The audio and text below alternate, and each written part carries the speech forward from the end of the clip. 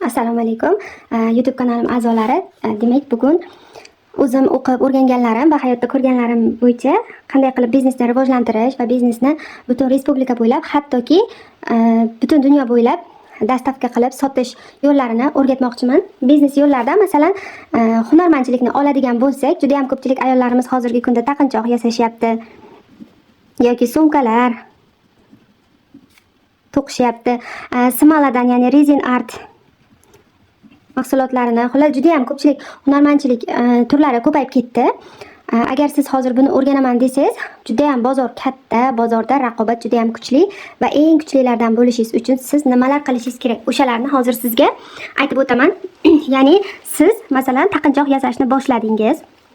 Kelinchaklar uchun, umuman to'y bazmlar uchun har xil assortimentni ko'paytirdingiz, lekin sizni mana shu o'zingiz yashab turgan hududingizdan boshqa joy sotib olmaydi. Chunki sizda ijtimoiy tarmoqlar yo'q. Endi buni rivojlantirish uchun nima qilishimiz kerak? Siz YouTube'da, Instagramda va Telegramda,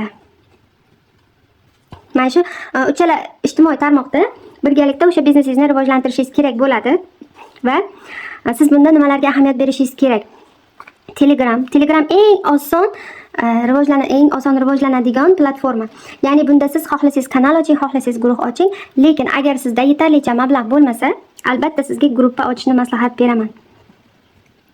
Gruppaga to'g'ri hamma yozadi, ajibuji bo'lib ketadi gruppa, lekin uni yozadigan joyini yopib qo'ysangiz ham bo'ladi. Bundan tashqari kanal ochsangiz ham bo'ladi. Endi kanal ochishingiz uchun biroz mablag' ajratishingiz kerak, ya'ni reklamaga yoki umuman reklamasiz, bir so'msiz noldan ko'tarish uchun juda ham katta kuch, juda ham katta mehnat talab qilinadi. Lekin juda ham katta kuch, mehnat deganimga qo'rqib ketmang. Chunki eng bitta biznesni boshlagandan keyin 3 oydan 6 oygacha sabr bilan rivojlantirishingiz kerak bo'ladi. Ya'ni boshladingiz, 1 oy o'xshamadi, 2 oy o'xshamadi. Bu men uchun emas ekan deb tashlab qo'ymang. Albatta, karvon ko'p, rizqi bo'lak. Sizga ham atagani bor, ya'ni sizga ham yarashasi bor. Endi Telegramni rivojlantirish uchun nima qilasiz? YouTube'dan kanal ochasiz, Instagramdan profilga ochasiz. Ochganingizdan keyin bularni yuritishni bilmayman-ku desangiz, bepul darsliklar ham bor. Bundan tashqari admin olishingiz mumkin YouTube kanalini rivojlantirishga yoki Instagram kanalini rivojlantirishga. Xohlasangiz, agar zakazlaringiz ko'payib ketsa, Telegramga ham admin olishingiz mumkin bo'ladi. Ya'ni kanalingizni chiroyli yuritib turish uchun. Shunaqa qilib rivojlantiring. YouTube'ga ko'proq shortslar ko'tariladi, ya'ni shorts. Instagramga reels. Lekin sizga maslahatim, mana shu yasaydigan taqinchoqlaringizni bepulga ham yasashni o'rgating. Masalan, ko'pchilik kurslarda o'rgatadi, lekin ora-orada bepulga ham yasashni o'rgatadi. O'shanda odamlar bepul yasashni o'rgatgani uchun kuzatib boradi. Demak, siz bulardan yana qanday daromad qilishingiz mumkin? Kurs, ya'ni darsliklar qilib ham daromad qilishingiz mumkin bo'ladi. Demak, YouTube, Instagram va Telegramdan sotishingiz mumkin. To'g'ri, Telegram va Instagram bizga pul to'lamaydi. YouTube ham O'zbekistonga pul to'lamaydi, lekin mahsulotlaringizni sotishingiz uchun eng zo'r onlayn bozor hisoblanadi. Masalan, siz hozir bozorga, do'konga olib borsangiz, narxini pastga urib olishadi.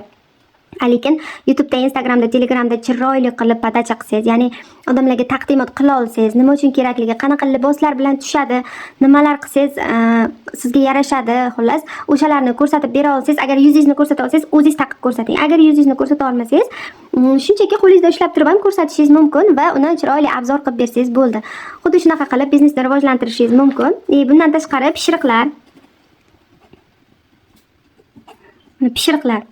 ularni ham uyda o'tirgan holatda zakaz olishingiz mumkin. Mini kurslar qilib, darsliklar qilib, yana 2 karra daromad qilishingiz mumkin. Yana eng zo'r yo'li, mana eng Telegramdan, Instagramdan ham, hattoki YouTube'dan ham reklama orqali daromad qilish.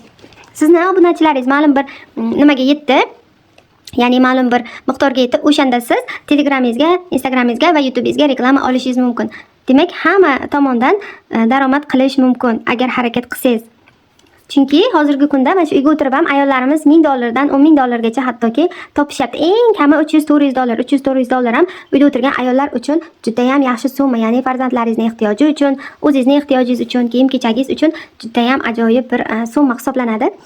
Shuning uchun sizlarga ham mana shunaqa xuddi shu yo'llar bilan rivojlantirishingizni maslahat beraman. Endi Telegramni bepul rivojlantirish uchun siz Instagram va YouTube kanallaringizga silkasini qo'yib qo'yasiz. Telegramga ham Instagram, YouTube'ni silkasini qo'yib qo'yasiz. Instagramga YouTube va Telegramni silkasini qo'yib qo'yasiz. Ko'rgan odamlar o'zi mana shu uchala profilingizga ham obuna bo'lishib kelaverishadi.